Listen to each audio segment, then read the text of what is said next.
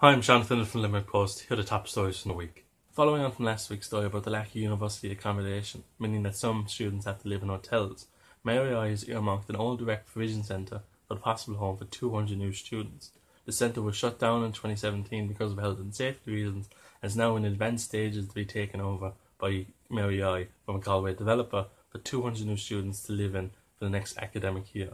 The reason for doing so is because of the current crisis, meaning that renters aren't looking to rent to students because of guaranteed payments because of the COVID pandemic. Mary I, who have been assisting students into finding accommodation wherever they can, is certainly a step in the right direction for fixing this crisis. The Housing for All plan issued by Minister for Housing Dara Brian has come under new scrutiny this week, this time from Limerick TD Maurice Quinlivan, who has taken to task the exemption that some property developers may take in wavering away the 20% needed for social and affordable housing if they got planning permission before 2026. This is a disgrace, according to Maurice Quinlivan, let alone in Limerick, for almost 5,876 people on the rental housing list and almost 2,500 of them on the housing assistance payment. This is for just 13 places listed on the most popular rental app, daft.ie, and almost half of them offer 3,000 per month. This statement was given in the Dáil this week as part of an ongoing conversation in the Dáil about the Housing for All plan,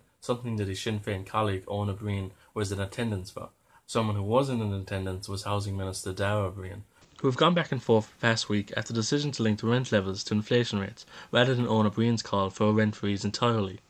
Another Limerick TD involved in cross-party scrutiny this week is that for the Minister for Office of Public Works, Patrick O'Donovan, who has called into question Sinn Féin's reckless economic policies that he says will stifle job creation and doesn't support businesses, and he noted the 4% increase in PRSI that Sinn Féin has requested in order to reduce the pension age. The emphasis the Minister noted should be on returning the economy to pre-COVID levels and not trying to overstretch, as the 4% increase in PRSI, he noted, won't help businesses as the increased costs of each individual labour mean that not only does the business not make as much money, but also decreases the amount that businesses can hire, meaning there will be more unemployment. This was part of a wider critique the Minister had on Sinn Féin's economic policies, saying that they didn't have a figure for the tax relief cap on private pensions even though they insisted on bringing them in, and the 4% increase on PRSI in order to reduce the pension age is part of a calculation that is €850 million off, according to the Department of Social Protection. And finished by saying that Sinn Féin cannot be trusted in order to lead the economy out of the worst economic crisis